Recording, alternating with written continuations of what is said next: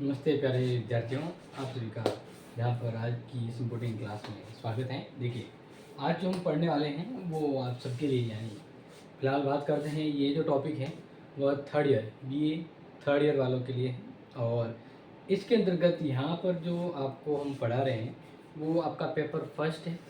जी, paper first है और first paper अंतर्राष्ट्रीय संबंध इंटरनेशनल रिलेशनशिप्स को लेकर है। क्लियर? तो हम इसके पहले काफ़ी अलग अलग वीडियोज़ में अलग अलग टॉपिक समझ चुके हैं।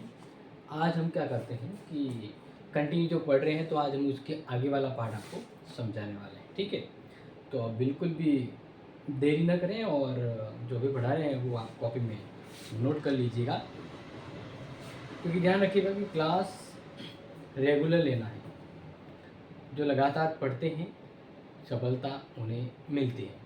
अब बात करते हैं कि भाई मान लीजिए कि क्लास यहाँ पर हफ्ते में कभी कभार आ रही है तो डोंट माइंड, आप हमारे खुद के पर्सनल चैनल पर भी ज्वाइन हो सकते हैं। क्योंकि देखो, पढ़ना है तो पढ़ने के लिए आपको वे ऑफ माध्यम चाहिए, ठीक है ना, वे ऑफ मीडियम। तो अब भले वो इस चैनल से पढ़ें या मेरे वाले चैनल से पढ़ें, जहाँ क्लास आपको मिल रही है वहाँ से आप पढ़ सकते हो। और अगर मेरा चैनल आपको नहीं पता है तो आप जान लीजिए, me and my YouTube class से जुड़ सकते हैं। ठीक है, तो फिलहाल तो हम यहाँ पर आपको समझा रहे हैं, वो समझ लीजिएगा, बाकी के लिए आपको ऑप्शन मिल जाएगा। तो देखिए, हमारा जो आज का टॉपिक है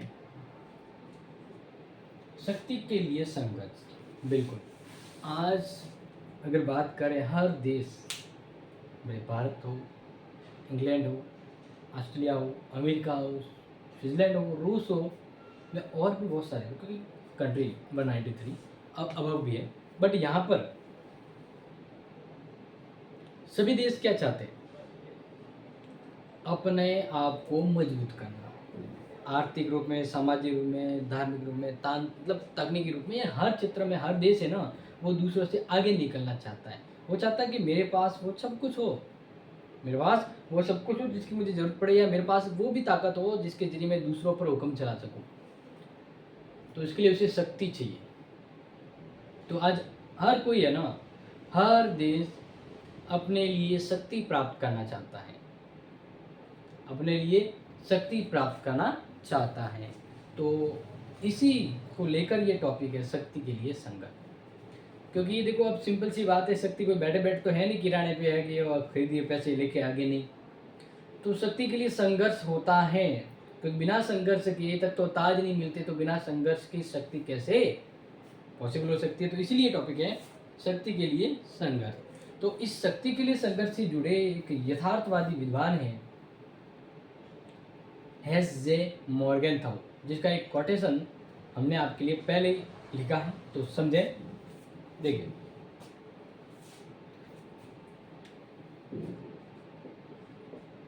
एच जे, फिर वो याद रखिएगा लास्ट में सरनेम की तरफ मॉर्गेनथाउ।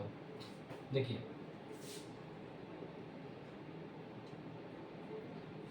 अंतर्राष्ट्रीय राजनीति प्रत्येक संघर्ष की भांति, अंतर्राष्ट्रीय राजनीति प्रत्येक संघर्ष की भांति शक्ति संघर्ष है।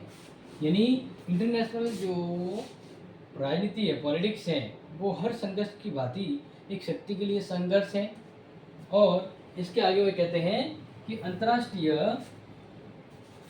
राजनीति का लक्ष्य चाहे कुछ भी हो, अंतर्राष्ट्रीय राजनीति चाहे कोई भी टारगेट लेके चलो, लेकिन शक्ति जो है वह सदैव उसका तात्कालिक लक्ष्य रहा है। भले ही कोई दूसरा लक्ष्य, लेकिन वर्तमान अगर देखा जाए हर किसी राजनीति का, भले आज से पहले की राजनीति, तो उसका भी अगर लक्ष्य देखा जाए तो शक्ति ही रहा है। क्योंकि शक्ति के बिना वो अपने अधिकार, अपने हितों की पूर्ति नहीं कर पाते। तो हितों की पूर्ति के लिए शक्ति लेना आवश्यक हो जाता है और शक्ति के लिए उसे संघर्ष करना पड़ता है। क्लियर? तो अब जैसे कि बात करते हैं, तो यहाँ पर शक्ति क्यों प्राप्त चाहिए? क्योंकि शक्ति के लिए, शक्ति प्राप्त करना इसलिए भी जरूरी है क्योंकि हर राष्ट्र अपने हितों की वृद्धि करना चाहता है, अपने हितों की पूर्ति के लिए।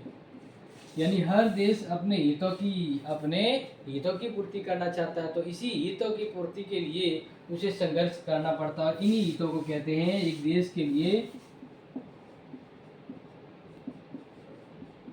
राष्ट्रीय हित। ठीक है, तो राष्ट्रीय हित की पूर्ति के लिए उसे संघर्ष से गुजरना पड़ता है। अब देखिए यहाँ पर ध्यान रखिएगा, जो इम्पोर्टेंट बना रहे हैं कि इस राष्ट्रीय हितों की पूर्ति के लिए, यानी एक देश अपने खुद के उद्देश्य, खुद के लक्ष्य को पूरा करने के लिए, अपने फायदे को पूर्ण करने के लिए उसे अपनी विदेश नीति बहुत ही अच्छी बनानी होती है।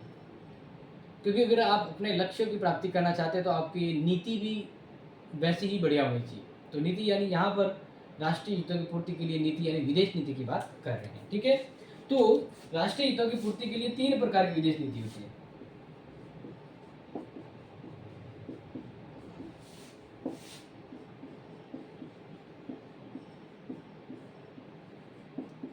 तीन प्रकार की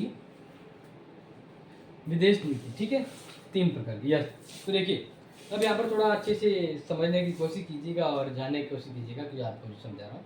यस बिल्कुल, देखिए विदेश नीति क्या होती है, एक आईना होता है। विदेश नीति क्या होती है, आईना। आईना तो आप समझते हैं ना कि जैसा प्रतिबिंब है। तो एक देश क्या चाहता है, एक देश की क्या मानसिकता है, वो उसे अपनी विदेश नीति में शो करना चाहिए। जैसे आप क्या चाहते हैं तो आप अपने एक सिस्टम बना के अकॉर्डिंग काम करेंगे तभी तो लक्ष्य प्राप्त होगा।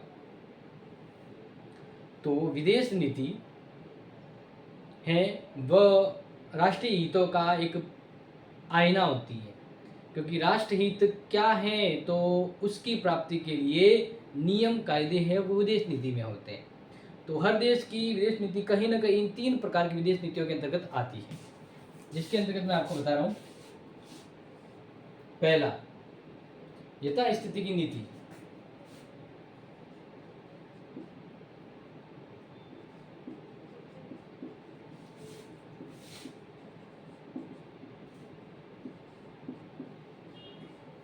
यथा स्थिति की नीति, अब अच्छे से समझिए और फिर मुझे बताना, ठीक है। देखिए यथा स्थिति की नीति का मतलब होता है कि एक राष्ट्र शक्तिशाली है तो वो उस स्थिति को बरकरार रखना चाहता है, यानी कहेंगे शक्ति बनाए रखना।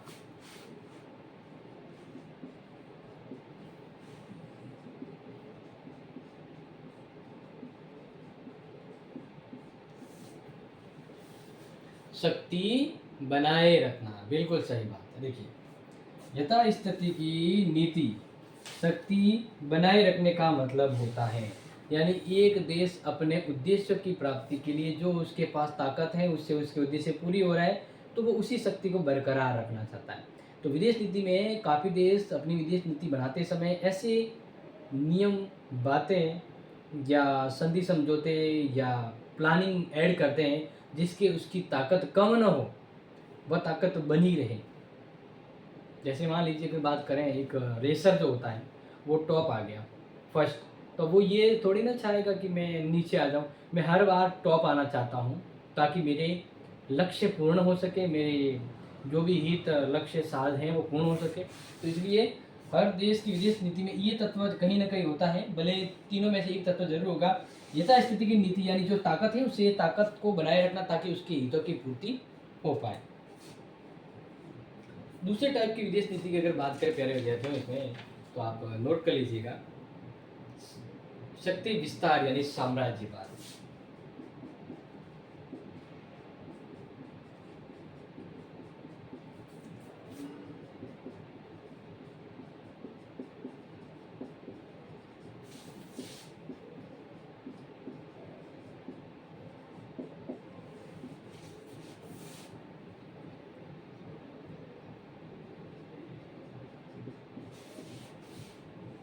शक्ति विस्तार यानी कुछ देश इस नेचर के भी होते हैं कि वह अपनी ताकत को और बढ़ाना चाहते हैं, साम्राज्य विस्तार की नीति बनाना चाहते हैं।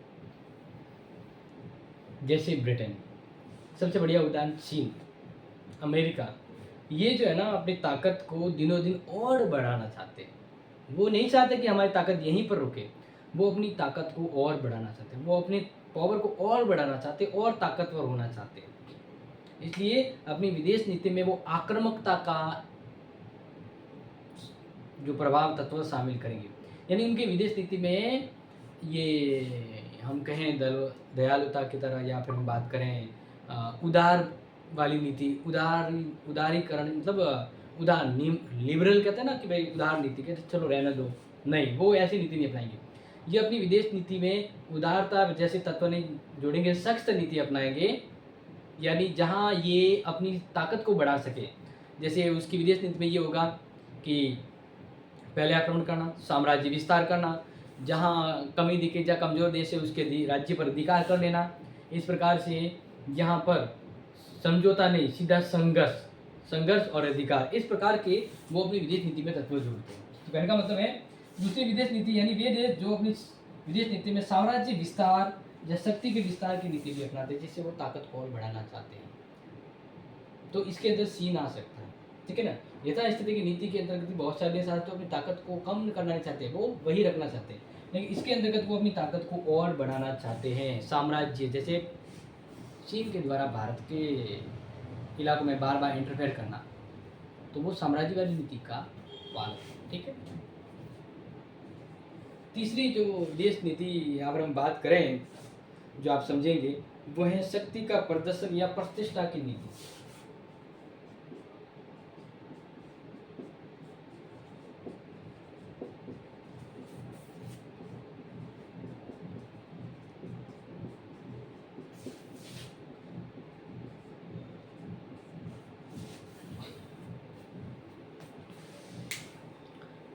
तो यस प्यारे विद्यार्थियों, यहाँ पर हम आपको समझा रहे हैं, बहुत अच्छे से जान लीजिएगा कि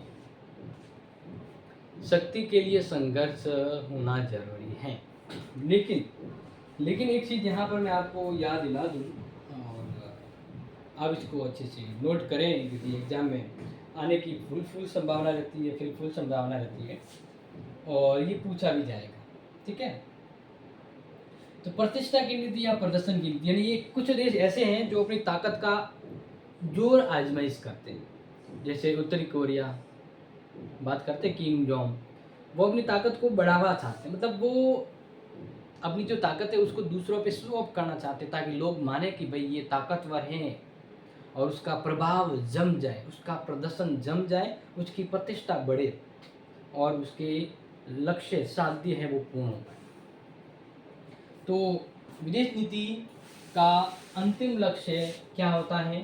शक्ति प्राप्त करना। इस शक्ति प्राप्त करने के लिए वो अपने अलग अलग नियम नीति अपना सकते हैं, यानी कोई यथास्थिति की नीति बरकरार रखना चाहते हैं, कोई शक्ति का विस्तार करने की नीति अपनाना चाहता है, और कोई ऐसा है जो अपनी प्रतिष्ठा, जैसे मान लीजिए कि मैं पहले के समय सबसे ज़्यादा ताकतवर देश था, जैसे मान लीजिए अमेरिका, तो अमेरिका हमेशा अपनी प्रतिष्ठा बनाए रखना चाहेगा, वो आज भी यही चाहेगा कि मैं सबसे ताकतवर ही रहूं, मेरे से कोई दूसरा ताकतवर ना बने। तो अपनी प्रतिष्ठा को बनाए रखने के लिए वो अपनी विदेश नीति में ऐसे तत्व जोड़ेगा जहां उसकी ताकत शक्ति दूसरों के मुकाबले कम न होकर बढ़ती जाए। समझ में आ रहा है? तो ताकत में बढ़ोतरी और कमी तो यहाँ देख सकते हैं, लेकिन दूसरे देशों के सामने अपने आप को बनाए रखना कि भाई मैं ताकतवर पहले था, तो आज दूसरे मेरे से ऊपर ना आए, मुझे अपनी ताकत को बनाए रखना है। इसलिए वो या तो दूसरे देशों को अपने अंडर में रखने के लिए लालच देगा, उसके क्षेत्रों पर अधिकार करेगा, या विभिन्न प्रकार के वो ऐसे तौर तरीके, संधि समझौते, नियम, लोभ प्रलोभन अपना सकता है, जिसके जरिए वह अपने अधीनस्थ राज्यों को अपने अधीन ही रखे और वो उन्हें अपना लोहा दिखाता रहे, ठीक है, लोहा यानी ताकत का प्रदर्शन करता रहे। तो ये प्रतिष्ठा की नीति कह सकते हैं। जैसे अमेरिका उदाहरण सही है, इसके अलावा किम जोंग उत्तरी अपने कोरिया की बात करें तो वो भी इस कैटेगरी में आता है।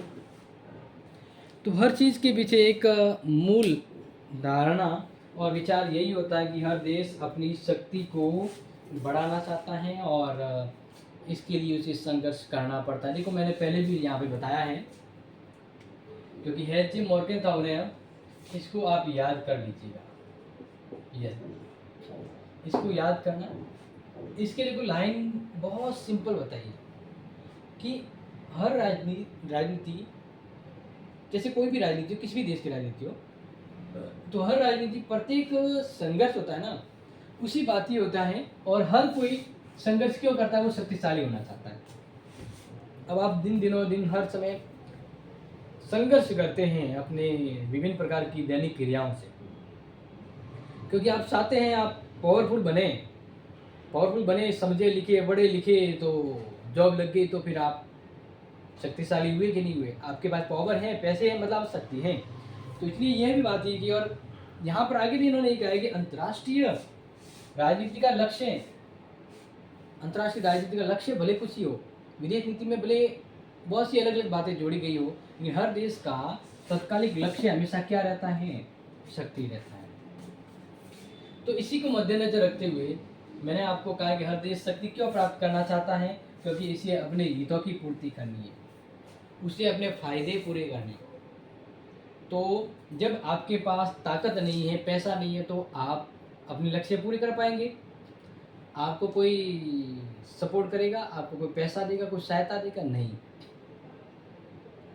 क्योंकि ये एक सिंपल नियम है, शक्ति है तो परसा है, शक्ति को नमस्कार है।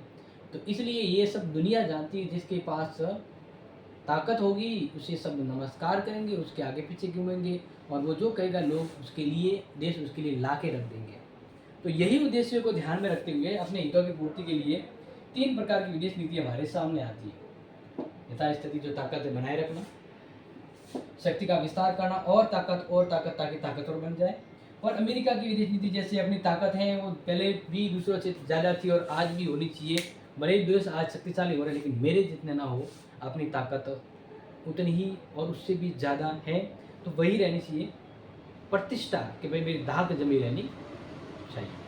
तो ये एक बहुत ही सिंपल एंड शॉर्ट मैंने आपको समझाया कि मैं जो समझाना चाहता था, ये पूरा अगर एग्ज़ाम में आता तो बहुत अच्छे से आराम से अपने विचार दे सकते हैं। जो लिखवाया है और समझाया है, दोनों चीज़ें मिलाकर आप ये को टॉपिक अच्छे से कर सकते हैं। ठीक है, तो पुनः आपसे मुलाकात होगी अगली क्लास में। धन्यवाद।